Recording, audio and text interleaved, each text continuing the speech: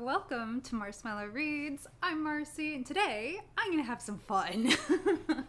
I have had a very long week and weekend doing lab work, so I figured I'd treat myself and do my worst books of 2022 video, which in reality is just the books I read this year that were most disappointing to me. It is very likely that you will have liked something on my list that I absolutely hated, and that's okay. That's totally fine. These are just my opinions. And to spice it up, I have decided to film this intro sober, but then take a pause and go have another couple cups of this, what is it? Mango Moscato I found at Costco like a year ago, and I'm finally drinking. Cool. And then come back and talk about the books. So I will see you in a little bit. Shit, this is harder than I thought. Okay. Hello, I am back, having had some wine, and I'm back with more wine and water. Let's get to it. I am not going to pay any attention to spoilers in this entire video, so if you want to be mindful of certain books, then go ahead and look in the chapters. I'm going to list all the books I'm going to talk about, so you can skip ahead and come back later after you've read the book and want to hear my thoughts on it. I'm going to start off with The Rebound by Catherine Walsh. This was definitely in my early exploration of the romance genre. I still wasn't fully aware of the different tropes and like subgenres going on, and I also didn't know my preferences, or even, you know, if I had a preference. And then I read this one and I realized, oh no, there are romance categories out there that are just not for me. The miscommunication is, I can't deal with it. I know this about myself. Girl was, I don't know if she's ever had a straight conversation in her life, and it was not very spicy, and it ended with a baby. Just, honestly, it was a waste of my time. I should have dropped it earlier, but you know what? You live and you learn. Another one I should have dropped before I finished the end of it. This is Matrix by Lauren Groff. I liked the idea of it. I wanted to try another historical fiction because I haven't tried one in a while. And this one seemed interesting because there was a bunch of nuns and some of them were even gay. But it's like in the 11th century or England somewhere, or France. I don't know. I really wish more was done with those sapphic nuns. I would have been so much more into it, even if it wasn't like spicy at all. Like I just want gay nuns.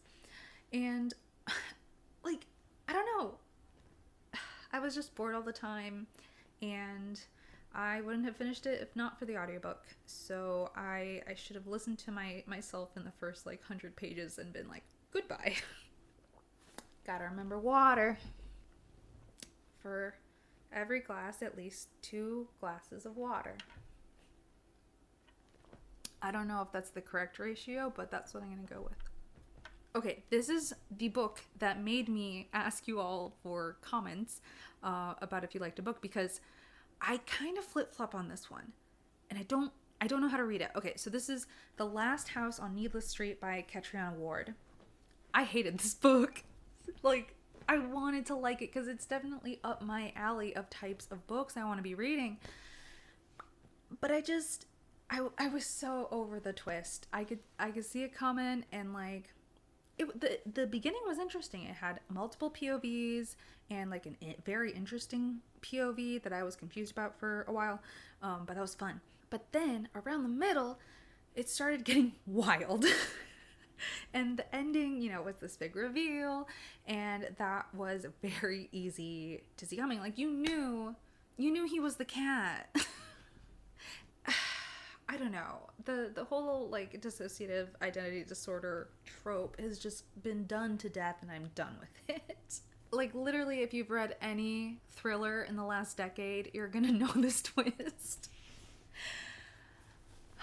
But then I've seen some people that really, really like it, and I'm rattling in my brain. It's like, how am I reading this wrong? Like, what are they seeing that I'm not? 'Cause nah. And this is another one that I thought had a really strong beginning and setup and world, but then did nothing with it. This is A School for Good Mothers by Jessamine Chan. Like I said, it had wow, that's hard to say. And it had an interesting setup, but it lacked depth. The main character, this mother, Frida Liu, had a very bad day of parenting where the police found out that she had left her toddler at home for a few hours so she could like run to the office for something because she's a single mother right now.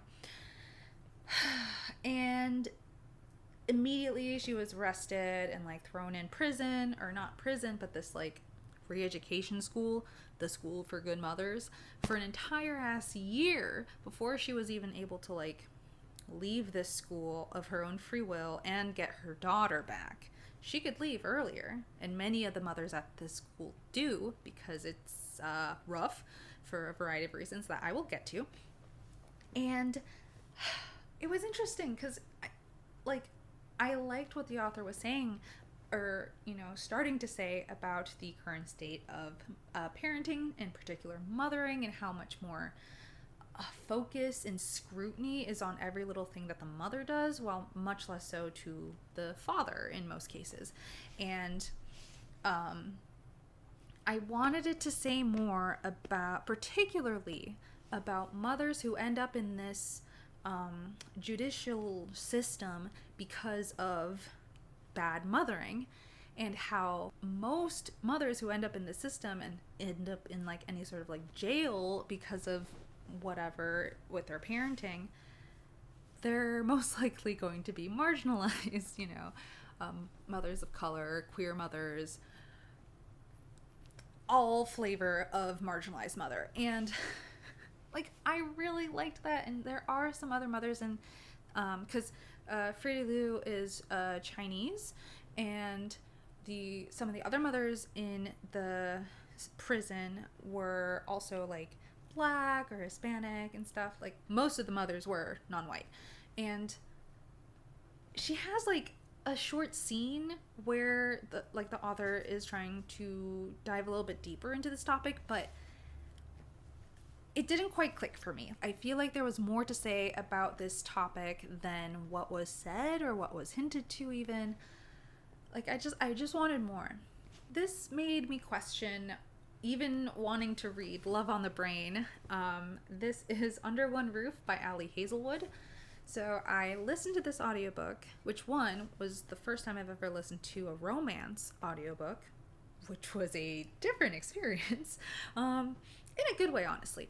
But but this particular story, oh my god, it drove me insane. This protagonist is just graduated in like environmental science PhD, and she inherited half a house from her mentor, but the other owner of this house is this hot lawyer. Oh no. And she fucking hates this guy, and she's the worst roommate. Like, she's one of those crunchy girls who loves broccoli. Great, everyone should be eating broccoli, or at least another green veggie for dinner every day, or at least try to. But she also just leaves it out in not airtight containers, so it just stinks up the house. And broccoli stink. It's not pleasant. Just get some Tupperware, please. And she puts the Frozen soundtrack, or maybe even Frozen 2, I don't know, on repeat, like out loud, not in headphones or anything, every day. And what tipped me over the edge, I was understanding her situation up until this point, but then when she sabotaged his work files because she hates that he is a lawyer for whatever, it might have been an oil company, so I understand, but still.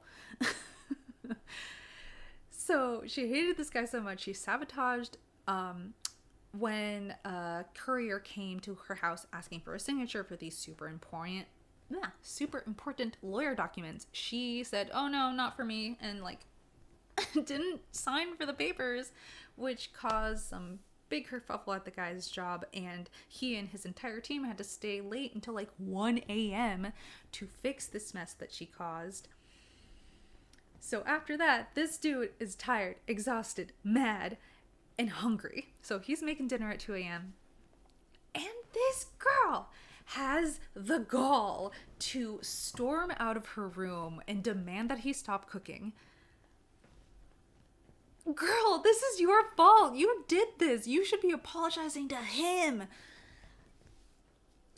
I was rooting for the lawyer, and I didn't ever think that would happen to me. And look, the sex scene was honestly pretty hot, and I did really enjoy listening to it via audiobook, which made me more interested in seeking out romance audiobooks. But anyway, that's for another video. It wasn't worth it. It wasn't, the 30 minutes of spiciness was not worth the 4.5 hours of wanting to tear my hair out. But I did really enjoy Love on the Brain, so she's redeemed herself in terms of this book. Another one with the shitty lawyer, but one I actually hated this time. This is In 5 Years by Rebecca Serle. This girl, she sucks so hard for being a corporate lawyer and also being a terribly shitty fiance to her fiance that she starts off with in this book. Just another case of terrible communication, and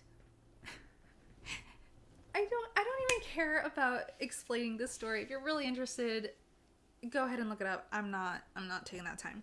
She sleeps with her dead best friend's fiance the night of her wake.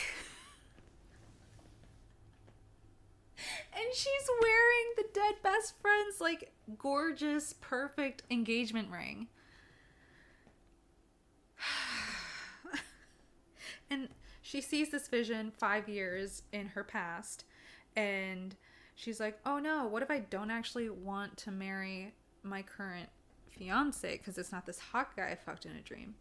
Yeah, I was rooting against her the entire time and cackled through the ending that was supposed to be bringing me to tears. Out of all the books I've read this year, I'm pretty sure this is the one that was the biggest hate read I've had.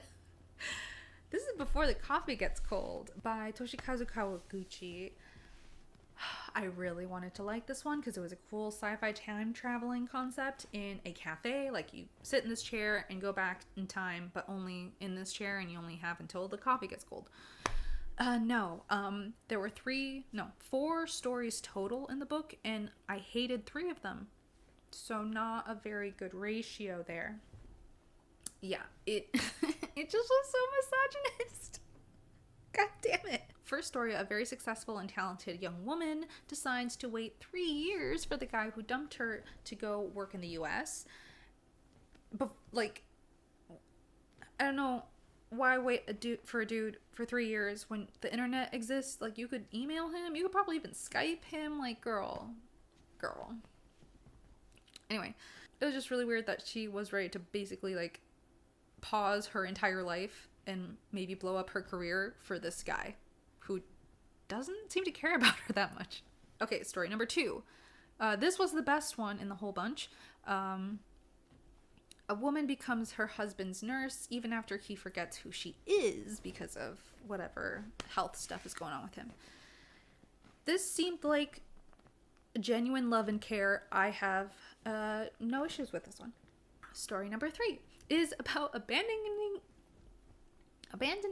your career and freedom to go back to work for your parents, and even after you had this huge fight with them and moved out specifically because you didn't want to work for them at their like spa or something, and you refused to talk to your parents, and you also refused to talk to your sister who had nothing to do with this, and she inherited the spa instead, and the main character was convinced that her sister hated her, that she shackled her with the spa, when if she even talked to her a single time, she would have realized, no, the sister keeps talking to her and asking her to go back to the spa because she misses her. And the sister's dead. And one day the sister comes begging for the main character to talk to her, and the main character refuses to even open the door for her, and the sister goes back to the city and dies on the way there, and then MC dies of guilt and goes back to work for the spa, even though I just, no. But the one that really killed me was number 4, the worst one by far. So, direct quote, "The gynecologist is a woman's domain that men should not enter." My dude. Yes, you should go in with your wife when she is pregnant to the doctor because it's your baby too. And also you should want to know what's going on with her to help her out through this. What the fuck do you mean? And it was weirdly pro-life in a way that I really wasn't appreciating.